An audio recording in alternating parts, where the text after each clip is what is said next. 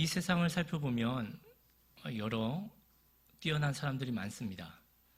그런데 투자의 귀재라고 불리는 한 사람이 있습니다. 이 사람의 이름은 여러분도 아시겠지만 워렌 버핏이라는 사람입니다. 이 사람은 작년 기준으로 세계 재산 순위에서 6위에 올랐던 사람입니다. 무려 자산이 144조가 됩니다. 엄청나죠? 자, 그리고 코로나 기간에 유일하게 재산이 떨어지지 않고 증가한 사람이 이 워렌 버핏입니다. 자, 그런데 이 워렌 버핏이 매년 하는 자선 행사가 있어요. 자, 이 행사는 책으로도 나왔는데 버핏과의 점심 식사라는 것입니다. 자, 자신의 점심 식사의 시간을 다른 사람과 함께 하면서 자신이 가진 투자의 노하우를 알려주는 거예요. 그리고 이것을 경매에 붙여서 여기에 나온 수익을 가지고 자선단체에 기부를 합니다. 자, 그러면 2000년도에 시작된 이 버핏의 첫 식사의 가격은 얼마였을까요? 자, 3,200만 원이었습니다. 3,200만 원의 경매가 낙찰이 됐어요. 자, 그리고 약 22년간 이 식사가 계속되다가 작년 6월 18일에 마지막 식사가 종료가 됐습니다. 자, 이 마지막 식사를 경매를 하였는데, 자, 이 가격이 얼마가 나왔을까요? 무려 246억 원이 나왔습니다. 자, 여러분들 말이 되십니까? 자, 식사가 아무리 길어도 2시간이 넘어가지 않을 거예요. 이 시간 나만 혼자 듣기에 너무 아까우니까 아내도 데리고 오고 자식도 데리고 오고 여러 가지 얘기를 하고 질문을 하다 보면 별로 얘기할 시간이 없을 것 같은데 이 2시간을 246억 원에 내면서 낙찰을 받은 거예요. 자, 그러면 그럼에도 불구하고 수많은 사람들이 이 돈을 들여서 내가 버핏과 대화를 해야지 하면서 경매에 이렇게 신청을 하는 이유는 뭘까요? 그 이유는 바로 자신의 인생을 바꾸고 싶어서입니다. 자신의 인생에서 가치에 투자를 하는 이 인생을 바꾸고 방향을 알기 원해서 버핏에게 이렇게 경매를 하고 투자를 하고 값어치를 매기는 거죠. 우리는 살아가면서 한 번쯤은 인생에 이처럼 버핏을 만나는 것과 같은 인생의 획을 긋는 사건을 만나게 됩니다. 자기가 이렇게 돈을 내서 인위적으로 의도를 했든 아니면 하나님의 은혜로 우연히 어떤 사람을 만났든 이런 의미 있는 만남을 우리의 삶에서 가지게 됩니다. 저도 개인적으로 제 인생의 획을 긋는 어떤 만남들이 있었어요. 그 첫 번째는 제 아내를 만난 거고요. 제 아내가 시킨 건 아닙니다. 자, 두 번째는 박명재 목사님을 만난 겁니다. 자, 이것도 목사님이 시킨 건 아니에요. 자, 저는 박명재 목사님을 미국에서 처음 만났습니다. 제가 알고 봤더니 한국에서 굉장히 유명하신 분이시더라고요. 그리고 심지어는 제가 다닌 대학교의 선배세요. 대학원 선배신데 저는 이분을 몰랐어요. 네, 미국에 딱 들어갔는데 미국에서 한인 사회에서는 라이드라는 제도가 있습니다. 자, 이게 뭐냐면 우리 학교에만 있었는데 자, 미리 정착한 학생들이 새로 미국에 유학을 오면 아무것도 모르잖아요. 차는 어떻게 사야 되는지, 집은 어떻게 구해야 되는지 이것을 다 모르니까 정착한 학생들이 자, 1대1로 매칭이 돼서 미리 집도 좀 구해주고 그리고 차도 좀 사주고 이렇게 살아가는 이 방식을 좀 알려주는 이 제도가 라이드 제도가 있었는데 여기서 제가 박명재 목사님과 1대1 매칭이 됐습니다. 사랑의 짝대기가 이렇게 딱 된 거죠. 자, 그러면서 저희 가정은 목사님 가정과 깊은 교제를 나누게 되고 또 이 목사님의 뛰어난 말씀을 보는 이 은혜로운 이 목사님의 실력에 반한 여러 목사님들이 모여서 함께 성경 공부를 했습니다. 그리고 그 가운데에 우리가 여기서 공부만 하는 것이 아니라 우리의 목표는 한국이다. 한국에서 건강한 교회를 세워야겠다. 그러면서 기도 모임을 했어요. 무려 6시부터 밤 12시까지 6시간 동안 장장 성경을 연구하고 또 기도하는 이런 시간을 가졌습니다. 자, 그 만남의 열매가 바로 이곳에 세워진 세움교회입니다. 하나님께 영광의 박수를 올려드릴까요? 저는 이 만남이 저의 인생에 획을 그었다고 생각을 해요. 자, 오늘 우리는 본문에서 베드로라는 한 인물을 보게 됩니다. 그런데 베드로는 인생의 획을 긋는 중요한 사건을 오늘 본문에서 맞이하게 됩니다. 바로 부활하신 예수님을 만나게 되는 거죠. 자, 우리는 이 말씀을 통해서 오늘 베드로의 인생을 전환시키기 위해서, 변화시키기 위해서 오신 이 예수님을 바라보면서 오늘 예수님은 어떤 말씀을 하시는지, 이 말씀은 나에게 어떠한 의미로 다가오는지 한번 살펴보고 은혜를 나누는 시간을 갖기를 원합니다. 예수님은 부활하신 후에 제자들을 찾아가셨습니다. 오늘 우리가 읽지도 않았지만 14절을 보면 예수님은 제자들에게 세 번째로 나타나셨다라고 되어 있습니다. 자, 그런데 여기에 우리의 질문이 있습니다. 예수님은 왜 부활하신 후에 가장 먼저 제자들을 찾아가셨을까 하는 것입니다. 우리 사람들은 일반적으로 공통적인 본성을 가지고 있죠. 자기가 억울한 일을 당하면 여기에 대한 보상을 받고 싶어 합니다. 그리고 자기를 가해한 가해자에게 찾아가서 그에 맞는 응징을 하고 보상을 받기를 원하는 것이 우리 사람의 본성이에요. 그래서 우리가 사기를 당했다든가 아니면 자동차 사고를 당했다든가 억울한 일을 당하면 어떻게 합니까? 가해자를 찾아가서 보상을 요구하죠. 이것이 안 되면 어떻게 하죠? 법정 소송까지 거는 것이 우리 사람의 본성이에요. 자, 그런데 예수님은 어디를 찾아가는 게 맞으셨을까요? 당연히 자기를 십자가에 넘긴 빌라도, 판결을 잘못했잖아요. 빌라도를 찾아가거나 아니면 대제사장을 찾아가거나 사두개인을 찾아가서 자기를 못 박은 군인들을 찾아가서 따져야죠. 그리고 내가 부활했다, 내가 옳았다라고 얘기를 하면서 자신의 부활을 증명을 하셔야죠. 자, 이것이 우리 사람이 볼 때에 맞는 생각이 아닙니까? 이것이 더욱더 화려하고 임팩트 있는 부활을 증명하는 것이 아닙니까? 자, 그런데 하나님은 그들을 찾아가지 않으세요. 하나님은 오히려 가장 먼저 실패하고 낙심해 있는 제자들을 찾아가십니다. 그 이유는 무엇일까요? 바로 예수님은 사람의 뜻이 아니라 하나님의 뜻을 우선으로 여기셨기 때문입니다. 예수님은 공생의 기간 동안 자신의 뜻, 자신의 필요보다는 하나님의 뜻을 우선하셨어요. 십자가에 못 박히기 전에 겟세마네 동산에서 하나님께 기도하셨습니다. 이 잔을 옮겨주시기를 기도하셨습니다. 하지만 자기를 부인하셨고 누구의 뜻을 따르셨습니까? 하나님의 뜻을 따르셨어요. 이 예수님은 다시 부활하신 이후에도 자신의 뜻을, 인간의 뜻을 따르지 않으십니다. 예수님은 하나님의 뜻을 따르시는 거예요. 이것이 세상의 막강한 권력을 가진 사람들에게 응징하는 것이 아니라 연약한 제자들을 향해 가신 예수님의 발걸음이시라는 것이죠.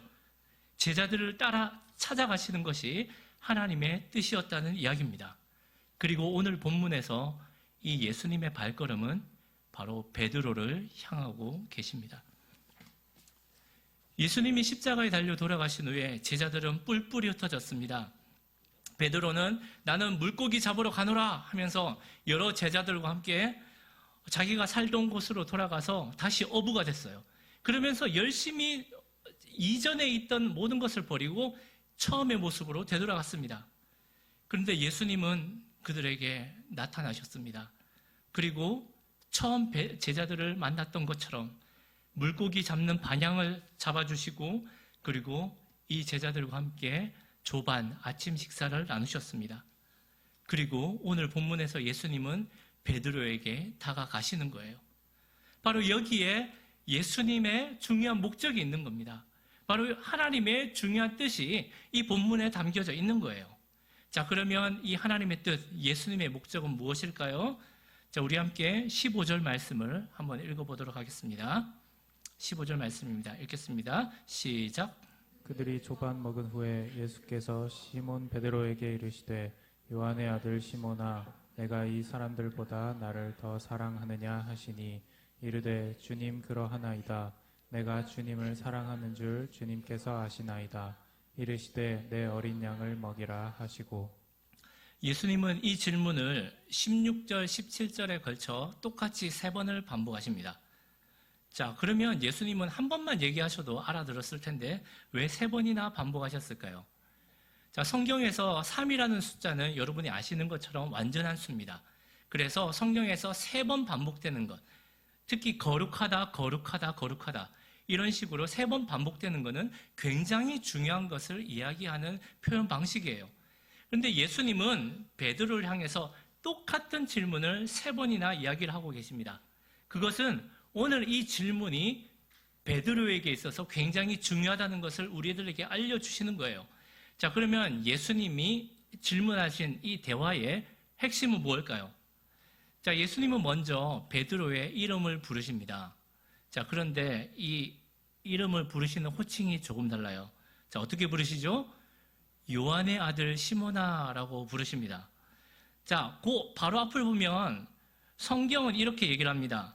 시몬 베드로에게 이르시되 라고 얘기를 하는데 예수님은 요한의 아들 시몬아라고 얘기를 하는 거예요.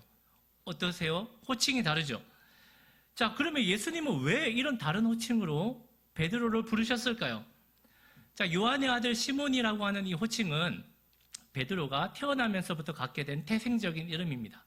이스라엘 사회 안에서 나에게 주신 이름이 바로 요한의 아들 시몬이에요. 자, 그러면 이 베드로라고 하는 이름은 예수님께서 베드로를 처음 만나셨을 때에 베드로를 보시고 이렇게 얘기를 하십니다. 내가 너를 게바라 하리라. 게바는 반석이라는 뜻이고 바로 베드로라는 이름입니다. 그래서 성경은 이 이후로 이 시몬을 이야기를 할 때 베드로라는 이야기를 많이 해요. 그리고 주로 베드로라는 단어를 사용합니다. 그런데 오늘 예수님은 갑자기 이 베드로를 만나면서 이렇게 물어보시는 거예요.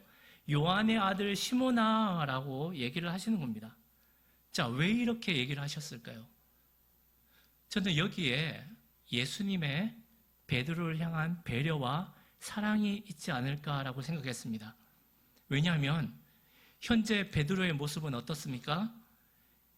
불과 며칠 전에 이 베드로는 예수님을 3번이나 부인했습니다. 모닥불이 모여있는 사람들 앞에서, 심지어는 어린 여종 앞에서 예수님을 모른다고 3번 부인을 했어요. 그리고 닭이 울자 예수님이 하신 말씀이 생각이 났습니다.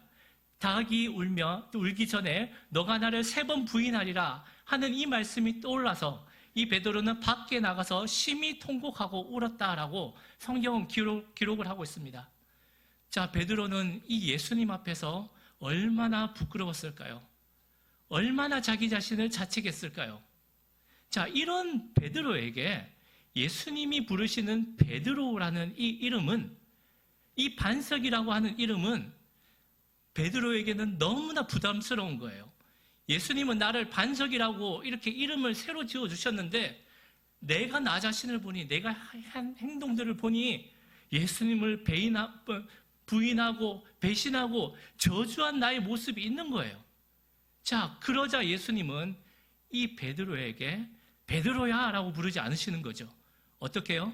처음 베드로를 만나셨던 그 모습 그대로 요한의 아들 시몬아 라고 예수님은 베드로를 배려하시면서 다가오시는 겁니다. 자, 그런데 예수님의 배려는 여기서 끝나지 않습니다.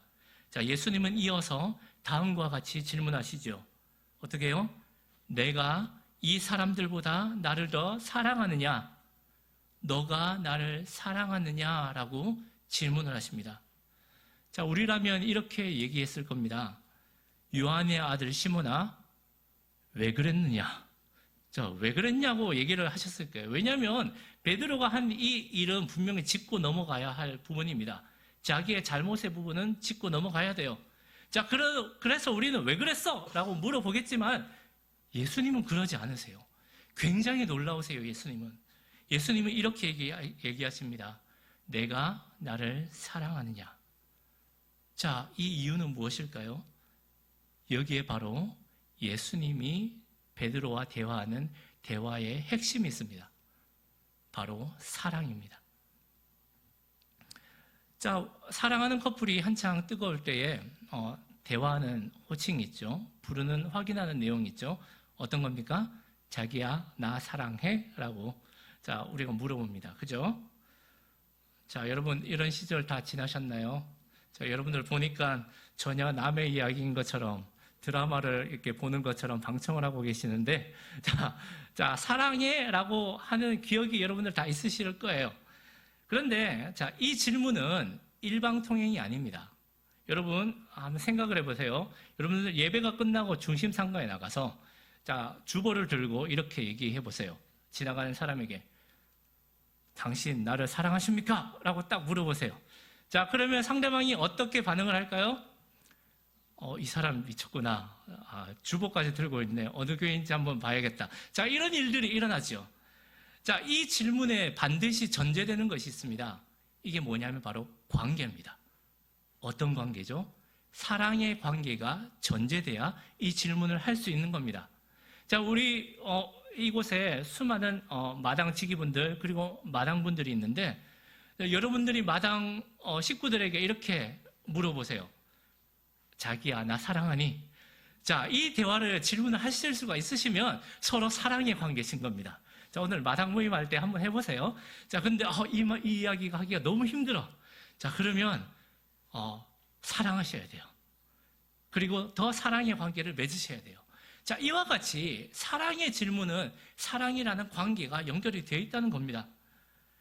자, 그러면 예수님께서 베드로를 향해서 물어보시는, 베드로야, 너가 나를 더 사랑하느냐 하시는 이 질문에는 무엇이 묻어 있다는 겁니까? 바로 예수님의 사랑이 묻어 있다는 거예요. 베드로야, 나는 너를 아직도 사랑한단다. 그런데 너는 나를 사랑하느냐? 이것이 온전한 문장이라는 거예요. 여러분, 베드로가 이 이야기를 들었을 때에 어떤 생각이 들었을까요? 베드로는 이 예수님의 고백을 들으면서 지난 추억이, 예수님과 함께 했던 이 추억들이 파노라마처럼 떠올랐을 거예요. 내가 무식한 어부로 있었을 때에 나를 사람 낚는 어부로 만들어 주시겠다고 나를 제자로 불러주신 일, 그리고 아무것도 몰라서 예수님 바라보고 물 위로 뛰어들었던 일, 그리고 자기가 예수님을 사랑해서 주는 그리스도시요 살아계신 하나님의 아들이시니다라고 고백했던 일, 그리고 자신의 시커먼, 제자들의 이 시커먼 발을 씻으시면서, 그리고 자신을 사랑하셨던 이 일, 이 수많은 일들이 파노라마처럼 시각적인 장면으로 떠올랐을 거예요. 그러면서 베드로는 이 모든 장면이 한 단어로 귀결됐을 겁니다. 바로 무엇입니까? 예수님의 사랑입니다. 예수님이 나를 사랑하시구나. 자, 그러면서 베드로는 또 하나를 깨닫게 되죠. 어떤 거요? 이번엔 청각적인 예수님의 소리가 들리는 겁니다. 어떤 소리요? 매번 예수님이 하시던 소리가 들리는 거죠. 바로 이 말씀입니다. 우리 마가복음 12장 31절을 함께 읽도록 하겠습니다. 마가복음 12장 31절입니다. 같이 읽겠습니다. 시작. 둘째는 이것이니 내 이웃을 내 자신과 같이 사랑하라 하신 것보다 이보다 더 큰 계명은 없느니라. 예수님은 공생의 기간 동안 제자들에게 이 말씀을 항상 강조하셨습니다. 이 계명 중에 가장 중요한 계명이 있는데, 첫째는 하나님을 사랑하는 것이고 둘째는 내 이웃을 내 몸과 같이 사랑하는 것이다 라고 이야기를 하셨어요. 그런데 예수님은 놀라운 선생님이셨죠. 이것을 제자들에게 가르치실 뿐 아니라 손수 자신의 손을 거두시며 연약한 자들을 향해 나아가셨습니다. 문둥병 걸린 자들을 만지시고 눈이 안 보인 자들을 만지시고 그들을 안아주시면서 그들과 서스럼 없이 지내셨습니다. 그러면서 자기의 삶을 이 사랑으로 완성하신 거예요. 그리고 예수님은 이 사랑을 마지막의 자리, 그 십자가의 자리에서 완성시켰습니다.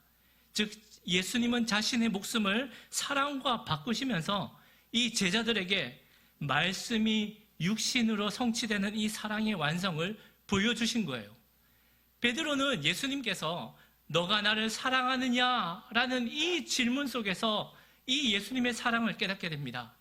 나에게 보여주셨던 사랑, 그리고 이 하나님을 사랑하고 이웃을 사랑하는 이 사랑을 자신의 육신으로 십자가에서 완성한 사랑을 파노라마같이 보고 듣게 됐다는 사실이에요. 자, 이러한 질문 가운데에 베드로는 어떻게 대답할 수 있습니까? 이렇게밖에 대답할 수 없는 거죠. 주님, 그러하나이다. 내가 주님을 사랑하는 줄 주님께서 아시나이다. 자, 그런데 예수님은 짓궂으시게도 이 질문을 3번이나 하십니다. 너가 나를 사랑하느냐? 너가 나를 사랑하느냐? 너가 나를 사랑하느냐? 3번이나 물어보세요. 여러분, 베드로가 이 이야기를 3번 들었을 때 어땠을까요? 그래서 17절은 이렇게 얘기합니다. 베드로가 근심하였다. 베드로가 근심하여. 왜입니까? 예수님의 사랑이 너무나 큰 거예요. 그런데 나의 사랑은 어떻습니까? 예수님을 배신하고 부인하고 그리고 저주했습니다. 이 사랑의 차이가 부딪히는 거죠. 그리고 예수님의 이 3번의 질문을 들었을 때에 베드로는 느꼈습니다. 예수님의 이 큰 사랑이 쓰나미와 같이 나를 향하고 있구나. 정확히 나에게 향해서 예수님이 묻고 계시구나. 예수님의 사랑이 나를 향하여 돌진하고 있구나 라는 것을 베드로는 깨닫게 된 거예요. 이 순간에 베드로는 깨닫습니다. 예수님이 말씀하신 사랑의 의미가 무엇인지, 그리고 예수님이 보여주신 이 사랑이 어떤 것인지, 그리고 이 사랑이 정확히 나를 향하고 있으며 이 사랑이 자신의 모습을 십자가에 드릴 만큼 크다는 것을 깨닫게 된 거예요. 사랑하는 여러분, 여러분들은 이 예수님의 큰 사랑을 느낀 적이 있습니까? 우리는 신앙생활을 하면서 이것을 느낀 적이 있을 겁니다. 우리가 젊었을 때에, 아니면 우리가 한참 예수님을 알았을 때에, 아니면 예배 시간에 찬양을 하면서, 아니면 새벽의 시간에, 저녁의 시간에 너무 힘이 들어서 하나님 앞에 주여라고 외쳤을 때에 하나님께서, 예수님께서 물밀듯 밀려오시는 이 사랑을 경험할 때가 있었습니다. 그런데 정말 중요한 것은 예수님께서는 이 시간에 우리에게 이것을 묻고 계시다는 겁니다. 바로 이 본문을 통해서 베드로에게 말씀하셨던 이 사랑을 우리들에게 보여주고 계시고, 지금 이 시간에 예수님께서 이 사랑을 우리들에게 드러내고 계시다는 거예요. 너는 나를 사랑하느냐? 나는 너를 이만큼 사랑한단다. 이러한 베드로를 보시고 예수님은 이렇게 말씀하십니다. 내 양을 먹이라 라고 말씀하십니다. 이 말씀은 너가 이제 나의 사랑을 알았니? 그러면 이 받은 사랑을 너 혼자 가지고 있지 말아라. 이 사랑을 가지고 양에게 먹이라 라고 얘기하십니다. 자, 그런데 여기서 어린 양은 누구의 어린 양입니까? 베드로의 어린 양입니까? 제자들의 어린 양입니까? 아니죠. 바로 예수님의 어린 양입니다. 내가 이때까지 수많은 연약한 자들, 그리고 불쌍한 사람들, 이 사람들을 위해서 내가 사랑을 보여줬는데, 베드로야, 너가 만약에 이 사랑을 받았다면 이제 내가 했던 이 어린 양들을 너가 받아라. 이들에게 내가 보여줬던 이 사랑을 그대로 전해줘라. 그리고 예수님은 이렇게 얘기를 하시죠. 19절에서 이렇게 얘기를 하십니다. 어떻게 해요? 나를 따르라 라고 얘기를 하십니다. 베드로는 이 짧은 3번의 대화를 통해서 일생일대의 변화를 맞이하게 됩니다. 자, 베드로의 인생은 어떻게 변했습니까? 자, 우리 18절에 그 내용이 나옵니다. 우리 함께 읽어보도록 하겠습니다. 시작. 내가 진실로 진실로 내게 이르노니 내가 젊어서는 스스로 띠뛰고 원하는 곳으로 다녔거니와 늙어서는 내 팔을 벌리리니 남이 내게 띠띠우고 원하지 아니하는 곳으로 데려가리라. 예수님은 베드로의 인생을 이미 알고 계셨습니다. 그리고 예수님은 베드로의 인생이 2개로 나눌 것이라고 말씀을 하셨습니다. 어떤 날이죠? 바로 젊은 날과 늙은 날입니다. 자, 젊은 날에 베드로는 어땠습니까? 베드로는 자기가 원하는 대로 다녔습니다. 자기가 중심이었습니다. 예수님을 따라다녔지만, 예수님을 주로 고백했지만 자기의 생각보다는 행동이 먼저 나갔어요. 모든 사람이 주를 버릴지언정 나는 주를 버리지 아니하겠나이다 라면서 자기의 확신을 가지고 예수님을 따랐습니다. 자, 하지만 자기가 중심이 된 그 모습은 어떻게 나타났습니까? 예수님을 부인했습니다. 그리고 철저히 실패했어요. 이것이 바로 베드로의 전반전의 인생이었습니다. 자, 그런데 예수님은 이 세 번의 대화를 통해서 베드로의 인생을 바꾸시게 됩니다. 자, 그러면 베드로의 인생의 후반전은 어떻게 되죠? 베드로는 이제 자기가 중심이 아니에요. 이제 자기가 원하는 대로 살아가지 않습니다. 이제는 두 팔을 벌리고 남이 데려가는 인생을 살아가게 되는 거예요. 자, 그러면 누가 데려가는 인생을 살아갑니까? 바로 마가의 다락방에서 예수님이 부활 승천하신 이후에 내려주신 성령 하나님의 인도대로 베드로가 살아가게 되는 거예요. 그리고 하나님이 이끄시는 삶을 베드로는 살아가게 되는 것입니다. 그리고 그의 삶은 인생의 끝에서 영광스러운 자리에 이르게 됩니다. 자, 우리 19절입니다. 19절 말씀을 함께 읽겠습니다. 자, 시작. 이 말씀을 하심은 베드로가 어떠한 죽음으로 하나님께 영광을 돌릴 것을 가리키심이로라. 이 말씀을 하시고 베드로에게 이르시되 나를 따르라 하시니. 예수님의 사랑이 무엇인지를 깨달은 베드로는 이 인생의 끝에서 예수님과 동일한 자리에 이르게 됩니다. 고대의 문서를 보면 이 베드로는 복음을 증거하다가 복음을 위해서 살아가다가 예수님과 똑같이 십자가에 못 박혀 죽었다고 이야기를 합니다. 그것도 예수님이 바라보시는 곳을 내가 똑같이 바라볼 수 없다. 예수님과 똑같이 죽을 수 없다라고 얘기를 하면서 자신은 십자가에 거꾸로 못 박히는 이 인생의 마지막을 맞게 되는 것입니다. 예수님이 이 모든 것을 아셨어요. 예수님은 베드로의 전반전이 이 베드로의 후반전으로 바뀔 것을 아셨습니다. 그리고 예수님은 이렇게 이 후반전을 미리 보시고 이 19절에서 이렇게 얘기를 하시는 거죠. 너가 하나님께 영광을 돌릴 것을 내가 알고 있다. 너의 인생의 후반전이 하나님 앞에 영광이 되겠구나 라고 얘기를 하시는 겁니다. 사랑하는 여러분, 베드로의 인생이 이렇게 바뀐 이유가 무엇입니까? 베드로의 인생이 이렇게 변화한 그 핵심이 무엇입니까? 바로 예수 그리스도의 사랑 때문입니다. 예수님께서 자신의 삶과 십자가에서 보여주신 이 사랑을 쓰나미와 같이 이 세 번의 대화를 통해서 알게 되는 거예요. 그전에는 자기가 중심이 되었던 이 예수님의 사랑이 이제 예수님이 중심이 된 그 사랑으로 온전히 자기의 인생으로 받아들이게 된 것입니다. 바로 이 사랑이 비참한 가운데에 있는 낙담하고 있는 이 베드로를 살리는 거예요.